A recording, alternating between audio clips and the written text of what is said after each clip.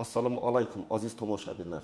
Bugun men sizlar bilan juda muhim masalani, ya'ni pensiya indeksatsiyasi, pensiya oshirilishi, kimga qancha qo'shilishi va nega ayrim qariyalar bizni bo'lib qo'yishdi deb norozilik bildirayotganini oddiy tilda tushuntirib beraman.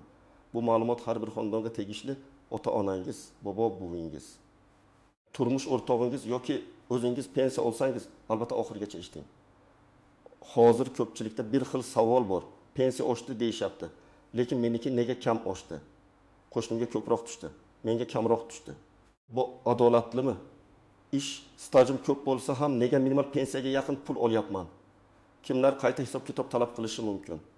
Bugun men shu savollarga aniq javob beraman. Hozirning o'zida kanalga obuna bo'ling. Videoga like bosing, chunki bu mavzu bo'yicha xatoga yo'l qo'ygan odam oyma-oy pul yo'qotishi mumkin. Avval bir narsani tushunib olaylik. Pensiya indeksatsiyasi degani hammaning pensiyasi bir xil summaga oshadi degani emas. Ko'p odamlar aynan shu joyda adashadi. Televizorda yoki internetda pensiyalar oshirildi degan xabarni ko'radi-da, demak hammaga bir xil 2000 so'm qo'shiladi deb o'ylaydi.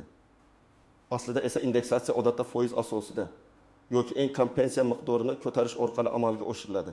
Bu ikki usulning natijasi mutlaqo boshqacha bo'ladi. Oldin qanday edi? Pensiya tayinlanganda odamning ish staji, o'rtacha ish haqi, to'langan badallar, imtiyozli davrlar, nogironlik holati, bo'g'uvchisini yo'qotganlik holati, yoshga doir pensiya turi kabi omillar hisobga olinardi. Keyin yillar davomida pensiya miqdori davlat qarorlariga qarab oshirib borilardi. Ammo har bir oshirishda pensiya tarkibidagi hamma qism bir xil tartibda oshirilmasligi mumkin. Ba'zan asosiy pensiya oshadi, ba'zan minimal miqdor ko'tariladi, ba'zan ustama va kompensatsiya alohida belgilanadi. Hozir nima o'zgardi? Eng katta o'zgarish shundaki, pensiya oluvchilar amalda bir necha guruhga ajralib qolyapti. Birinchi guruh pensiyasi minimal darajaga yaqin bo'lganlar, ikkinchi guruh o'rtacha pensiya oladiganlar, uchinchi guruh ish staji va ish haqi yuqori bo'lgani uchun nisbatan yuqoriroq pensiya oladiganlar, to'rtinchi guruh nogironlik, o'quvchisini yo'qotganlik, maxsus ustama yoki imtiyoz asosida pul oladiganlar. Indeksatsiya qarori chiqqanda bu guruhlarning har biriga ta'sir boshqacha bo'ladi. Shuning uchun bir mahallada yashaydigan 2 nafar pensionerning pensiyasi turlicha o'sishi normal holat bo'lishi mumkin. Lekin ba'zan xatolik ham bo'lishi mumkin. Men birinchi navbatda sizlarga eng muhim qoidani aytaman. Pensiya oshirilganda faqat bank kartangizga tushgan summaga qarab xulosa chiqarmang. Nega? Chunki kartaga tushadigan yakuniy summa ichida bir nechta element bo'lishi mumkin. Asosiy pensiya, ustama, qo'shimcha to'lov, kompensatsiya, ushlab qolishlar, aliment yoki qarzdorlik bo'yicha chegirmalar, bank yoki ijro hujjatlari bilan bog'liq ajratmalar. Shuning uchun menga kam tushdi deyishdan oldin pensiya hisob-kitob varaqasini ko'rish kerak. Oddiy misol olaylik. Birinchi pensioner opamizning pensiyasi 903 ming so'm bo'lgan. Agar indeksatsiya 10% bo'lsa, nazariy jihatdan 90 ming so'm qo'shiladi va 909 ming so'm bo'ladi. İkinci pensioner akamızın pensiyasi 1 milyon 800 ming so'm bo'lgan. Unga 10% qo'shilsa 1,10 ming so'm qo'shiladi va 1 milyon 910 ming so'm bo'ladi. Ikkalasi ham bir xil 10% oshirilgan, lekin biriga 90 ming, boshqasiga 1,10 ming qo'shildi. Shu yerda ko'pchilik nega unga ko'proq, menga kamroq deb o'ylaydi. Sababi oddiy, foiz bir xil, lekin boshlang'ich pensiya miqdori har xil.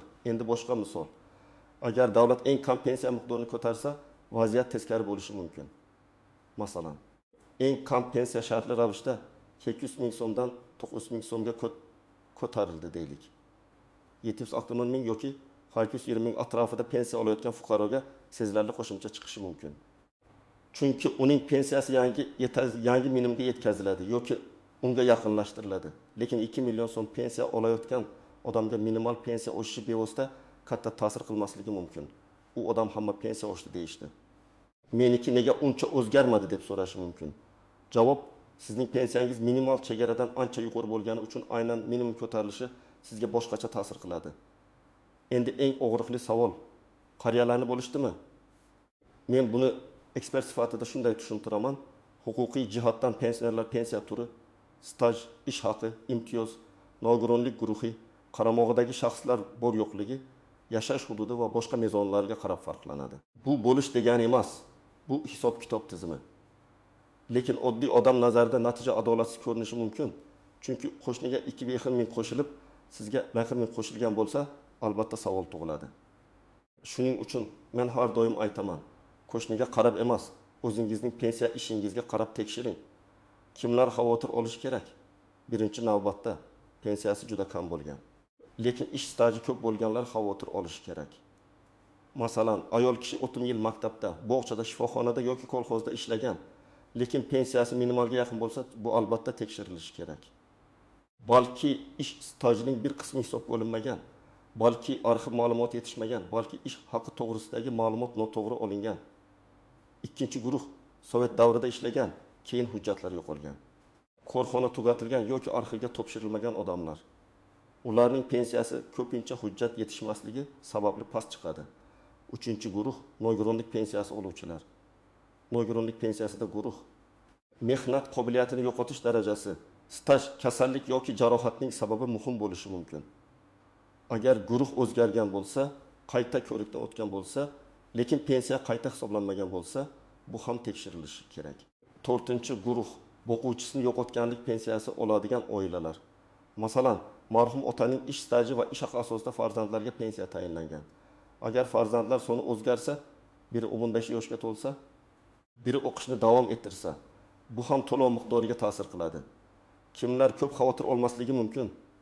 Agar sizning pensiyangiz oldingi oyga nisbatan farmonda ko'rsatilgan foizga yaqin oshgan bo'lsa, kartaga tushgan summa bilan pensiya hisob kitobingiz mos kelsa, ushlab qolishlar bo'lmasa, sizda jiddiy muammo bo'lmasligi mumkin. Lekin baribir men yiliga kamida bir marta pensiya ma'lumotlarini tekshirtirishni tavsiya qilaman.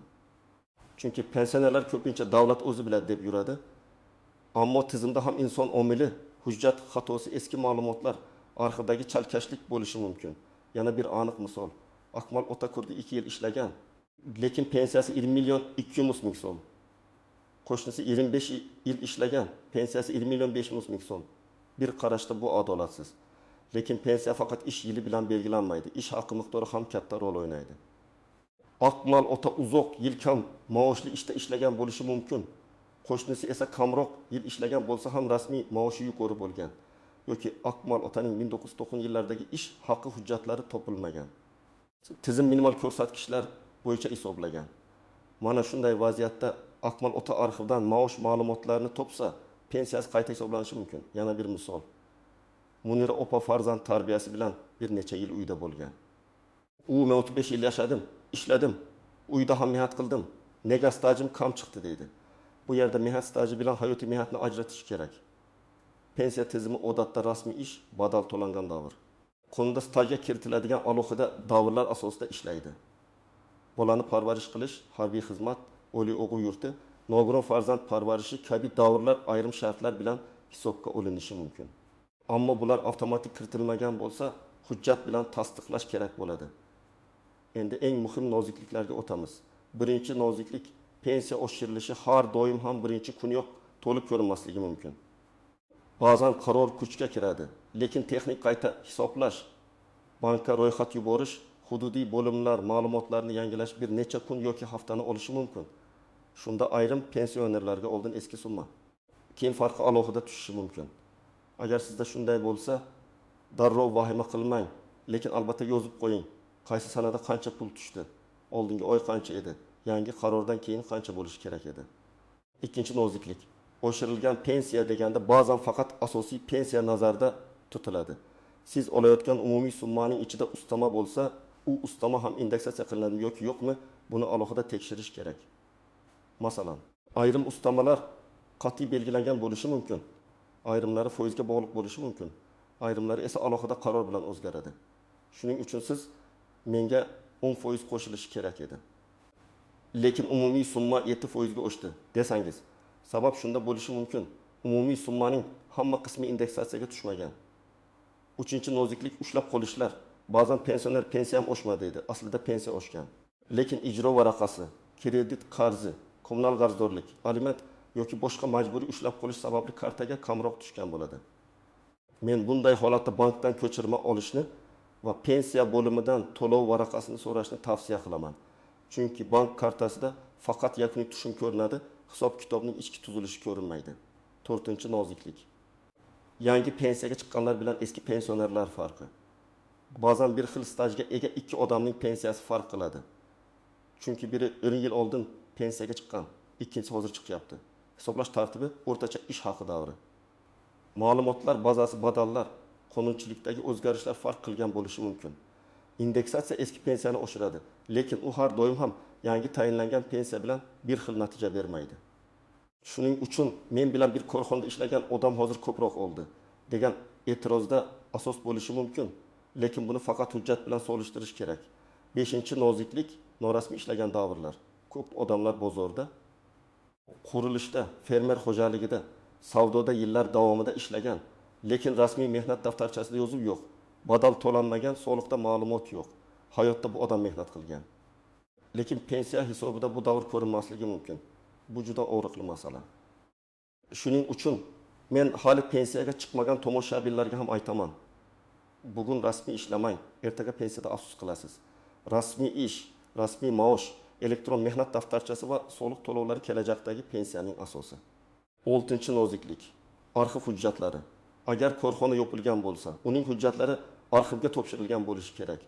Lekin amaliyotda hujjatlar to'liq topshirilmagan, yo'qolgan, noto'g'ri saqlangan yoki familiya xato yozilgan holatlar uchraydi.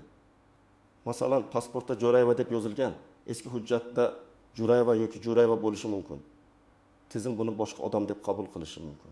Bunday holatda familiya, ism, otasining ismi, tug'ilgan sana, korxona nomi, lavozim, ishga kirgan va chiqqan sanalar bo'yicha arxivdan aniqlashtirish kerak. 7-noziklik ayollar va farzand parvarishi davri. Ayollar ko'pincha pensiyada staj masalasida qiynaladi. Chunki ular farzand tug'ilishi, parvarish, oilaviy sabablar bilan ishda uzilish qilgan bo'ladi. Qonunchilikda ayrim parvarish davrlari stajga kiritilishi mumkin, lekin bu ham o'z chegaralari va shartlariga ega. Shuning uchun tug'ilganlik guvohnomalari, nikoh guvohnomasi, familiya o'zgarganini tasdiqlovchi hujjatlar, mehnat daftarchasi va arxiv ma'lumotlari bir-biriga mos bo'lishi kerak. Bitta hujjatdagi xato ham hisob-kitobga ta'sir qilishi mumkin. 8-noziklik pensiya turini noto'g'ri tushunish. Yoshga doir pensiya, nogironlik pensiyasi, bo'g'uvchisini yo'qotganlik pensiyasi. Ijtimoiy nafaqa va kompensatsiya bir xil narsa emas. Odamlar ko'pincha hammasini pensiya deb ataydi, lekin oshirish tartibi har birida boshqacha bo'lishi mumkin. Agar qo'shningiz yoshga doir pensiya olsa, siz esa ijtimoiy nafaqa olsangiz, oshirish miqdori bir xil bo'lmasligi tabiiy. Shu sababli avval o'zingiz olayotgan to'lovning aniq turini bilib oling. Endi men sizga aniq qadamlarni aytaman. Birinchi qadam. Oxirgi 3 oyda kartangizga tushgan pensiya summalarini yozib chiqing. Qaysi sanada qancha tushgani bank ilovasidan, SMS xabardan yoki bank bo'limidan ko'chirma olib aniqlang. Agar naqd olsangiz, pochta yoki to'lov ro'yxatidagi summani yozib qo'ying. Bu sizga oldingi va keyingi miqdorni solishtirish imkonini beradi. Ikkinchi qadam, pensiya hisob-kitob varaqasini so'rang. Buning uchun yashash joyingizdagi pensiya jamg'armasi bo'limiga yoki davlat xizmatlari markaziga murojaat qilishingiz mumkin. Agar elektron xizmat mavjud bo'lsa, my.Pontakobus orqali ham ma'lumot olishga harakat qiling. Siz mening pensiyam qaysi asosda hisoblangan, qaysi stajlar kiritilgan, o'rtacha ish haqi qanday olingan, ustamalar qanday qo'shilgan, oxirgi indeksatsiyadan keyin miqdor qanday o'zgargan degan savollarga javob so'rashingiz kerak. 3-qadam, hujjatlarni tayyorlang. Eng asosiy hujjatlar: pasport yoki ID karta, mehnat daftarchasi, elektron mehnat daftarchasi ma'lumotlari, ish haqi to'g'risidagi arxiv ma'lumotnomalari, harbiy bilet, diplom, farzandlarning tug'ilganlik guvohnomalari, nikoh yoki ajrim guvohnomasi, familiya o'zgarganini tasdiqlovchi hujjatlar, nogironlik bo'yicha TMEK yoki tegishli tibbiy hujjatlar, o'quvchisini yo'qotganlik bo'yicha o'lim guvohnomasi va qarindoshlikni tasdiqlovchi hujjatlar. Har bir hujjatdan nusxa tayyorlab qo'ying, aslini esa o'zingizda saqlang. 4-qadam, ariza yozing.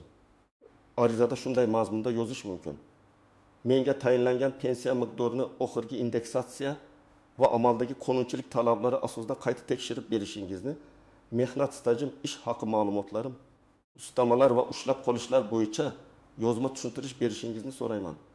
Eng muhimi, arizani og'zaki emas, yozma topshiring.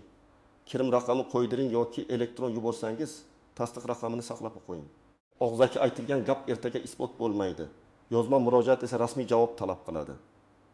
5-qadam, Agar javobdan qoniqmasangiz, yuqori tashkilotga murojaat qiling. Avval tuman yoki shahar bo'limi, keyin viloyat boshqarmasi. Zarur bo'lsa, respublika darajasidagi mas'ul idoraga murojaat qilish mumkin. Shuningdek, Davlat xizmatlari markazi virtual qabulxona yoki boshqa rasmiy murojaat kanallaridan foydalaning. Lekin har bir bosqichda hujjatlaringiz tartibli bo'lsin. Ariza nusxasi, javob xati, bank ko'chirmasi, pensiya varaqasi, arxiv ma'lumotlari bitta papkada tursin. 6-qadam. Qo'shnining pensiyasi bilan o'zingiznikini yuzaki solishtirmang. Agar solishtirmoqchi bo'lsangiz, to'liq solishtiring. Staj, rasmiy maosh, pensiya turi, imtiyoz, ustama, nogironlik guruhi, qaramog'idagilar pensiyaga chiqqan yil. Hujjatlar to'liqligi. Aks holda noto'g'ri xulosa chiqarasiz va asabingiz buziladi. Men amaliyotda ko'p ko'rganman, odam menga kam berishyapti deb keladi, tekshirsa hammasi to'g'ri bo'ladi. Boshqa holatda esa odam yillar davomida kam pensiya olib yurgan bo'ladi. Chunki bitta arxiv ma'lumoti yetishmagan. 7-qadam, agar siz hali pensiyaga chiqmagan bo'lsangiz, hozirdan tayyorlaning. Mehnat daftarchangizdagi yozuvlarni tekshiring. Elektron tizimda ish joylaringiz ko'rinadimi? Rasmiy maoshingiz to'g'ri aks etyaptimi? Soliq va badal ma'lumotlari joyidami? Shularni nazorat qiling. Ayniqsa chet elda ishlaganlar. Yakka tartibdagi tadbirkorlar, o'zini o'zi band qilganlar, fermer xo'jaligida ishlaganlar, mavsumiy ishchilar bu masalaga befarq bo'lmasin. Bugungi hujjat ertangi pensiya degani yana bir muhim maslahat. Har safar pensiya oshirgani haqida xabar chiqsa, rasmiy manbani tekshiring. Ijtimoiy tarmoqlarda hammaga falon pul qo'shildi. Ertadan hamma 2 million oladi. Ariza yozganlarga qo'shimcha beriladi degan gaplar tarqaladi. Bunday xabarlarga darrov ishonmang. Rasmiy farmon, qaror yoki pensiya jamg'armasi izohini ko'ring. Agar tushunmasangiz mutaxassisdan so'rang. Chunki yolg'on xabarlar odamlarni navbatlarda sarson qiladi. Ba'zan firibgarlar ham pensiyangizni oshirib beraman deb pul so'rashi mumkin. Hech qachon begona odamga hujjatingizni va bank kartangiz ma'lumotlarini bermang. Bugungi mavzudan asosiy xulosa shuki, pensiya indeksatsiyasi hammaga bir xil summa qo'shiladi degani emas. Kimning pensiyasi qancha oshishi, uning pensiya turi, oldingi miqdori, staji, ish haqi, ustamalari minimal miqdorga bog'liqligi va ushlab qolishlariga qarab farq qiladi. Shuning uchun qariyalarni bo'lishdi degan gapning ortida ko'pincha hisob-kitob tizimini tushunmaslik, ba'zan esa haqiqiy xatolik yotadi. Eng to'g'ri yo'l hissiyot bilan emas, hujjat bilan tekshirish. Men sizga tavsiya qilaman. Bugunoq oxirgi pensiya tushumlaringizni tekshiring. Pensiya hisob-kitob varaqasini so'rang. Staj va ish haqi ma'lumotlaringiz to'liq kiritilganini aniqlang. Agar shubha bo'lsa, yozma ariza bering va rasmiy javob oling. Bir oyda kichkina ko'ringan farq bir yilda katta pulga aylanadi.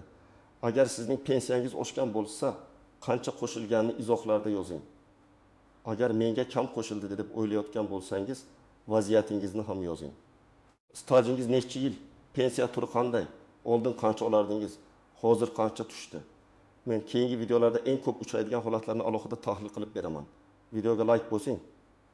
Kanalga obuna bo'ling va bu ma'lumotni ota-onangizga, qo'shnilaringizga, qarindoshlaringizga yuboring. Chunki pensiyada har bir so'm muhim. Uni bilib talab qilish esa har bir fuqaroning haqqidir.